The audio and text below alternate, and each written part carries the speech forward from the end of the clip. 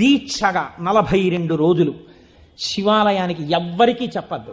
ప్రదోష వేళలో వెళ్ళి శివ ప్రదక్షిణం చేసి మీరు ఏమీ చెప్పకండి. మీరు చెప్పగలిగినంతసేపు శివాలయం అరుగు మీద కూర్చుని శివ శివ శివ శివ శివ శివ ఇదొకటే. ఒక 42 రోజులు ఈ దరిద్రాన్ని మీ కష్టాల్ని అనుభవించి చూడండి అన్నాడు. మీరు నమ్ముతారా? ఆ వ్యక్తి నా దగ్గరికి వచ్చి నా జీవితంలో ఆశించని రీతిలో నా జీవితానికి ఒక కొత్త మలుపు తిరిగిందండి, నేను వరంగల్ వెళ్ళిపోతున్నాను, నేను సెటిల్ అయిపోతున్నానని చెప్పాడు.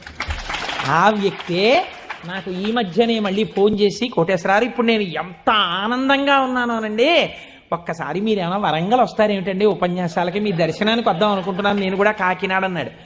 అయ్యా మీరు ఎప్పుడైనా కాకినాడ ఇప్పుడు అక్కర్లేదు, ఇప్పుడో తర్వాత వద్దురు కానీ నేను వరంగల్ ఇప్పుడు మాత్రం రావట్లేదు, నేను వరంగల్ వస్తే చెప్తాను, అప్పుడు మీరు నా దగ్గరికి వద్దురు కానీ తప్పకుండా దర్శనానికి అన్నాడు.